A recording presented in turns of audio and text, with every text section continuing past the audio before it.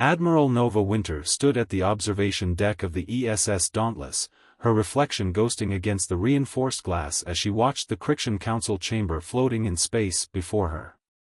The massive crystalline structure housed representatives from over 300 species, none of which had anticipated humanity's response to the Corthan incursion. "Admiral, they're ready for you," Lieutenant Rivera announced from behind her. The young officer's voice carried a note of anticipation that matched Winter's own carefully controlled excitement. "Very well," Winter replied, straightening her midnight blue uniform. "Let's show them exactly what happens when you underestimate Earth." The teleport sequence tingled across her skin as she materialized within the council chamber. Thousands of alien faces turned toward her, some humanoid, others defying description. The Crichton Council members themselves sat elevated above the gathering, their bioluminescent forms pulsing with various shades of concern. Admiral Winter, first speaker Gilix addressed her, his translator converting his harmonic tones into crisp English. "You stand accused of excessive force in your response to the Corthan raid on New Madison Colony.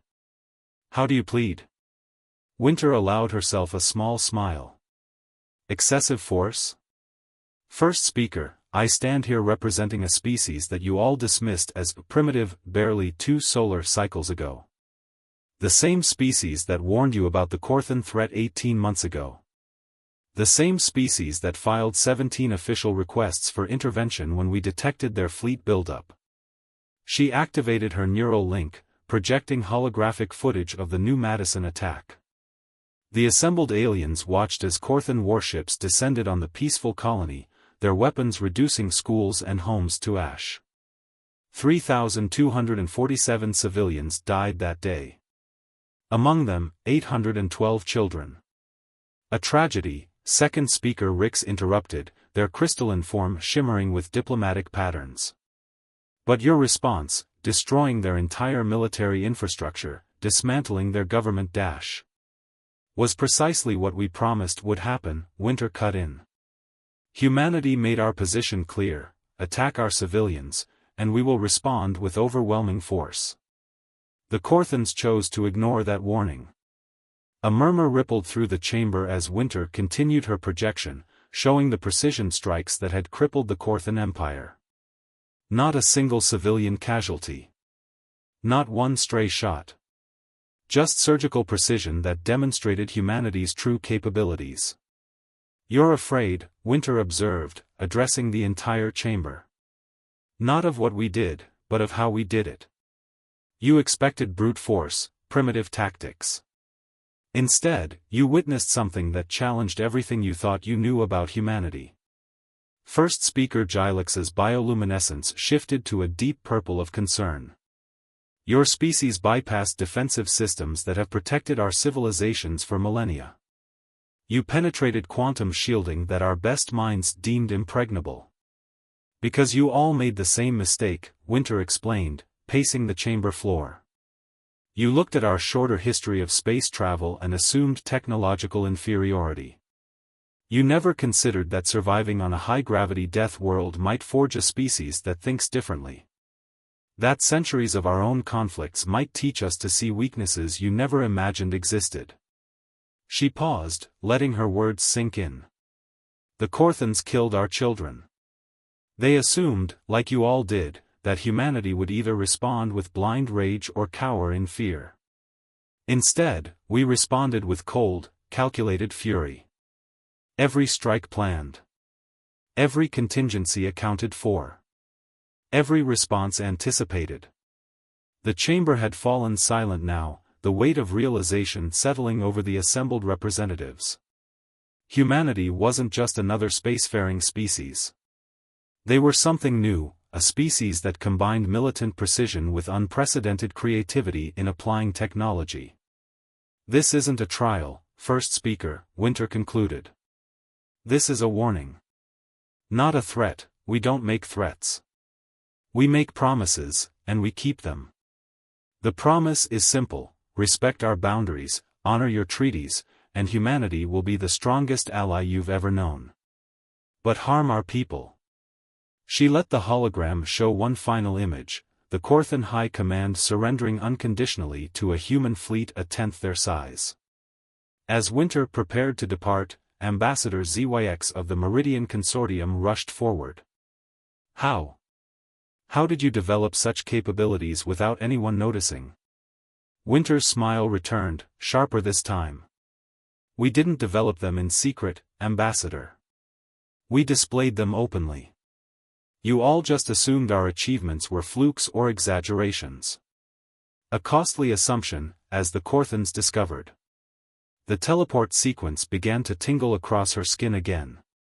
As her form began to fade, Winter left the council with one final thought: humanity doesn't seek conflict, but we've learned through bitter experience to be ready for it. Remember New Madison. Remember the Corthans. And remember that humanity's patience, while vast, is not infinite. Commander Darius Shaw stood on the bridge of the ESS Hyperion, watching the tactical display with the measured calm that had become his trademark. The hegemony fleet ahead had arranged themselves in what their military doctrine considered an impenetrable defensive formation. Their quantum-locked shields overlapped in complex patterns, creating what should have been an unbreakable wall of energy. "They're broadcasting again, sir," Lieutenant Hassan reported, her fingers dancing across the holographic interface. "Same message as before." "Let's hear it," Shaw commanded, though he already knew what it would say. The harsh, mechanical tones of the hegemony translator filled the bridge. "Human vessels, you have entered restricted space. Your primitive ships are no match for our defenses. Withdraw immediately or face annihilation." Several bridge crew members smiled. They'd heard variations of this speech dozens of times since humanity entered the galactic stage. Shaw allowed himself a small grin as he remembered Admiral Winter's words to the Crichton Council 3 months ago. Some lessons, it seemed, needed to be taught repeatedly. "Send our response," Shaw ordered. "Standard Protocol 7. Hassan nodded, transmitting the message they'd used ever since the New Madison incident. "This is Commander Shaw of the Earth Space Service. You are harboring Corthan war criminals in violation of the Galactic Charter. Surrender them, or we will retrieve them ourselves." The hegemony's response was predictable, a barrage of energy weapons that splashed harmlessly against the Hyperion's shields. Shaw watched the attack with academic interest, noting how they'd adjusted their targeting algorithms since their last encounter with human ships. "They're learning," he commented. "Those attack patterns are actually quite clever." "Sir," Hassan interjected, "deep scan complete. Confirmed presence of 3 Corthan signatures in their central command ship. Matching biometrics with our wanted list. It's them. The architects of the New Madison massacre." Shaw's expression hardened. "Battle Group, this is Commander Shaw. Execute Operation Checkmate." What happened next would be studied in military academies across the galaxy for decades to come. The human fleet, previously arranged in a standard approach formation, seemed to suddenly malfunction. Ships spun wildly, emergency beacons flared, and communication channels filled with distress calls. The hegemony commanders, their sensors detecting the apparent chaos, did exactly what their tactical doctrine demanded. They pressed their advantage, adjusting their formation to exploit what they saw as a weakness in the human line. That's when Shaw sprung the trap.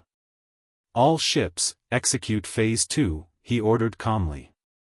The malfunctioning, human vessels snapped into perfect attack positions, their erratic movements having created gaps in the hegemony's quantum-locked shield wall.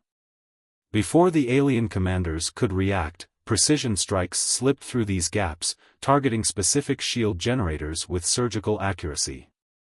"Sir," Hassan reported, excitement creeping into her professional tone, "their shield matrix is destabilizing. The quantum lock is failing." Shaw nodded. "Commence Phase 3. Remember, minimal casualties. We're here for 3 specific targets, not to start a war." The ESS Hyperion and her sister ships moved like dancers through the collapsing hegemony formation. Their weapons fired with precision that bordered on precognitive, disabling engines and weapon systems while leaving life support untouched.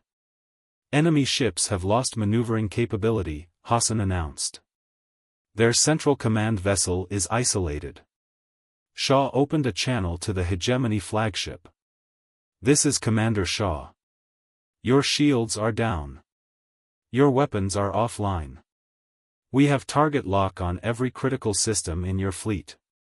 I'm going to make this simple: hand over the Korthan war criminals, and we'll leave your fleet intact. Refuse, and we'll be forced to conduct a boarding action. You have 3 minutes to decide. It took less than 1 minute for the Hegemony to capitulate. As Shaw watched the Korthan prisoners being transported aboard, he received a priority communication from Earth Command. Admiral Winter's face appeared on his private display. "Excellent work, Commander," she said. "Clean, efficient, and by the book." "Thank you, Admiral," Shaw replied. "Though I suspect the Hegemony might disagree about the by-the-book part." Winter's smile held no humor. "That's because they still haven't realized that humanity wrote its own book. The Galactic Council is convening an emergency session to discuss our aggressive tactics." "Again. Shall I prepare a report?" "No need. I want you to present our case personally." It's time the Council understood that humanity's response to New Madison wasn't a one-time demonstration. This is who we are now. Shaw looked at the tactical display, where the disabled Hegemony fleet hung motionless in space. They thought they could hide mass murderers behind their shields and their protocols. They needed a reminder that humanity's resolve isn't bound by traditional military doctrine. "Precisely," Winter agreed. "See you at the Council, Commander. We have another lesson to teach." Ambassador Helena Rhodes adjusted her charcoal gray suit as she strode through the crystalline corridors of the Galactic Council's diplomatic wing. Behind her, the subtle hum of quantum stabilizers barely masked the whispers of alien dignitaries tracking her movement. 3 cycles ago, they would have ignored her presence entirely. Now, they watched her like scientists observing an unexpectedly dangerous specimen. "Ambassador Rhodes," a harmonic voice called out. "A moment of your time?" She turned to face Ambassador Trilix of the Meridian Consortium, his iridescent scales shifting through patterns of diplomatic greeting. She had learned to read their color language. Today's pattern suggested anxiety beneath the formal courtesy. "Of course, Ambassador," Rhodes replied, her voice carrying the practiced warmth that had helped her navigate countless diplomatic crises. "Though I suspect this isn't about the upcoming trade summit." Trilix's scales flickered briefly to uncertainty purple. "The Council is concerned about your military's recent actions. First the Korthan response, now the Hegemony incident. Some suggest humanity is becoming unnecessarily aggressive." Rhodes allowed herself a small smile. "Unnecessary?" The Hegemony was harboring the architects of a civilian massacre. "We requested their surrender through official channels 7 times. When diplomacy failed, we took action, with 0 casualties, I might add. But the methods employed were completely legal under Article 47 of the Galactic Charter," Rhodes interrupted smoothly. "I can quote it if you'd like. Member species retain the right to pursue justice for crimes against their civilian population through all necessary means, provided such pursuit minimizes collateral damage and respects basic sentient rights." They reached the entrance to the Council chamber, where dozens of species representatives were gathering for the emergency session. Rhodes paused, turning to face Trilix fully. "Tell me, Ambassador, how many civilian casualties resulted from Commander Shaw's operation?" "None," Trilix admitted, scales shifting to acknowledgement blue. "And how many military casualties?" "Also none." "Then I fail to see the problem," Rhodes concluded. "Unless the real concern isn't our actions, but the fact that we've demonstrated capabilities that make the Council uncomfortable?" Before Trilix could respond, the chamber doors opened. Rhodes took her place at the human delegation's podium, noting how the other species' representatives gave her station a wider berth than protocol required. First speaker Gilex's bioluminescent form pulsed with formal patterns as he opened the session. We are convened to discuss the recent military action taken by Earth forces against the hegemony fleet in the Proxima sector. Ambassador Rhodes, your government statement? Rhodes activated her neural link, projecting a holographic display visible to all species present. Honored Council, I'll be brief. 3 months ago, this body acknowledged the legitimacy of humanity's response to the New Madison massacre. You recognized our right to pursue justice against those responsible. Yesterday's operation was a direct continuation of that pursuit. She displayed the service records of the 3 captured Corthans. These individuals orchestrated the deaths of 812 children. They fled to hegemony space, believing their hosts' defensive capabilities would deter any attempt at capture. They were wrong. The issue, second speaker Rix interrupted, is not the justice of your cause, but the implications of your methods. Your ships bypassed defenses that were considered unbreachable. Considered unbreachable, Rhodes emphasized, because you all stopped looking for breaches. Humanity hasn't developed any mysterious new technology. We simply think differently. We see patterns you've learned to ignore. We find solutions in places you've stopped looking. She expanded the display, showing the precision maneuvers that had disabled the hegemony fleet. Every move we made was calculated to minimize risk and prevent casualties. We could have destroyed their ships. Instead, we chose to demonstrate something more important: restraint. Restraint, a hegemony representative scoffed. You humiliated our fleet. We educated your fleet, Rhodes corrected.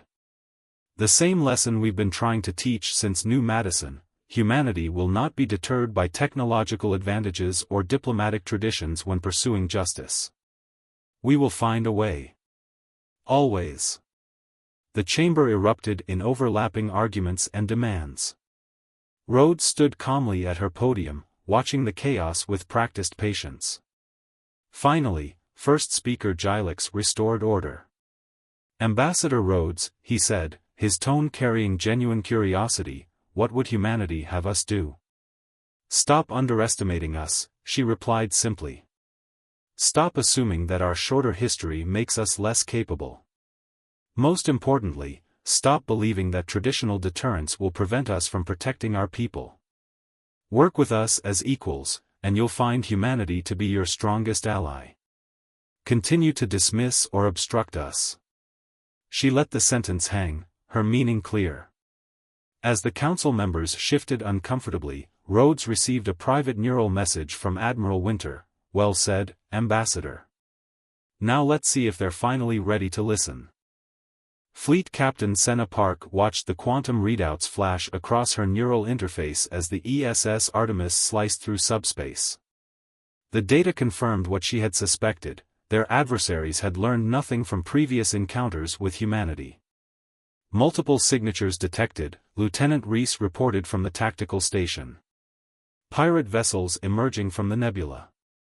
Configuration matches the remnants of the Corthan military fleet. Park nodded, unsurprised. After the fall of their empire, many Corthan military officers had turned to piracy, their bitterness toward humanity fueling increasingly bold attacks on civilian shipping lanes. They're targeting the refugee convoy, Commander Jackson added, his hands dancing across the holographic controls. 7 colony ships, minimal defenses. Mainly families evacuating from the drought zones on New Terra. Park's expression hardened. Just like New Madison. They're still targeting civilians. She opened a fleet-wide channel. All ships, this is Fleet Captain Park. Execute Operation Starfall. Remember your training. Remember New Madison. But most importantly, remember who we are. The human fleet emerged from subspace like a perfectly choreographed dance troupe. The pirates, expecting easy prey, found themselves facing a force that moved with impossible precision. Each human ship seemed to anticipate not just enemy movements, but the movements of their own allies. Enemy fleet is attempting to establish their quantum lock defense grid, Reese reported. Same configuration the hegemony used. Park allowed herself a small smile. Predictable. They're fighting the last war. Lieutenant, initiate the sonic pulse sequence. The Artemis and her sister ships released a carefully calibrated burst of quantum frequencies. To most species, it would have appeared random, even chaotic. But Park's crew had trained for months to perfect this technique. The enemy's quantum-locked shields flickered and failed, their carefully synchronized defense grid collapsing into disorder. Before they could recover, precision strikes from the human fleet disabled their primary weapons and engines. "Ma'am," Jackson called out, "we're detecting emergency transponders from 3 of the pirate vessels. They're surrendering." "Accept their surrender," Park ordered. "But maintain weapons lock." These are the same tactics they used at Proxima Beta, fake a surrender, then detonate their core drives when our ships move in to assist. The battle, if it could even be called that, lasted less than 15 minutes. When it was over, the entire pirate fleet had been neutralized without a single hull breach on either side.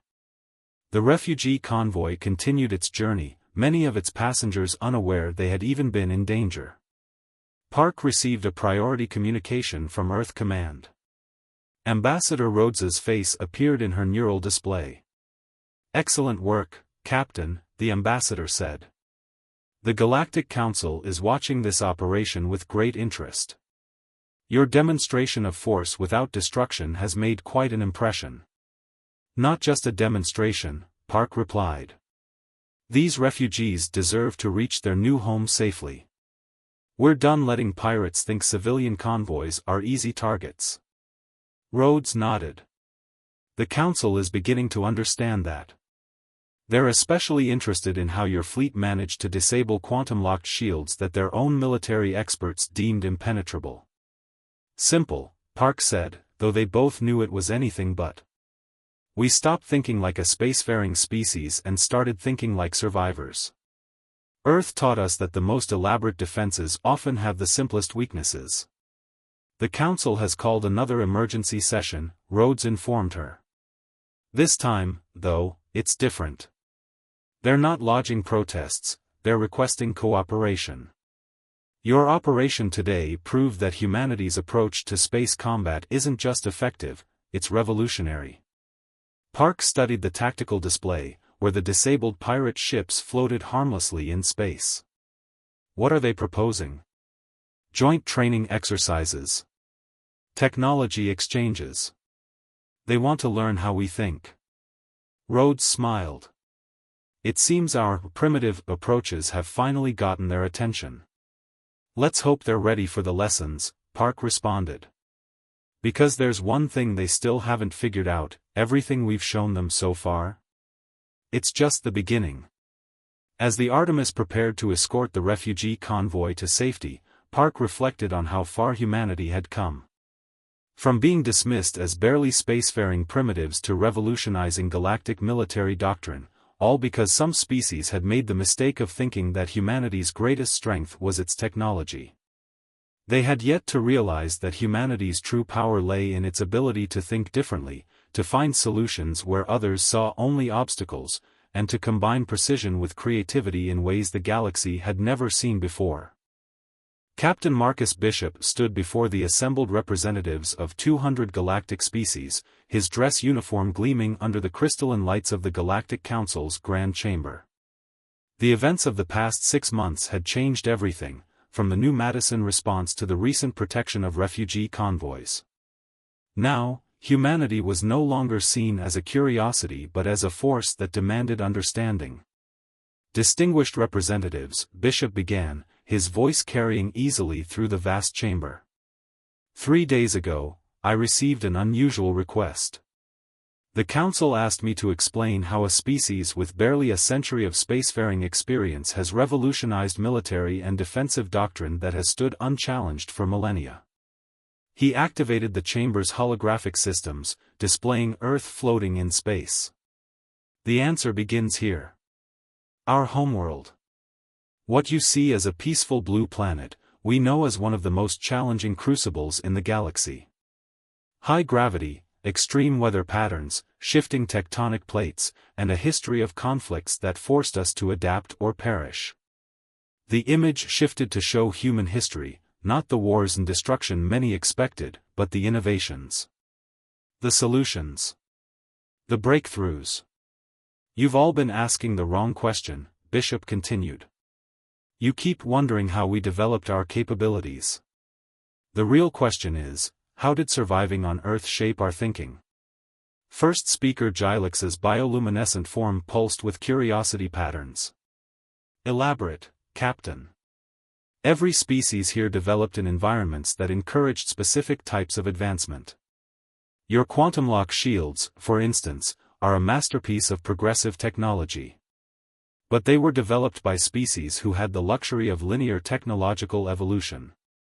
Bishop brought up footage from recent encounters, the hegemony fleet, the pirate battle, the Corthan pursuit.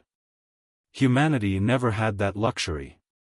Earth taught us to see patterns in chaos, to find solutions in unlikely places, to adapt not just our technology but our thinking.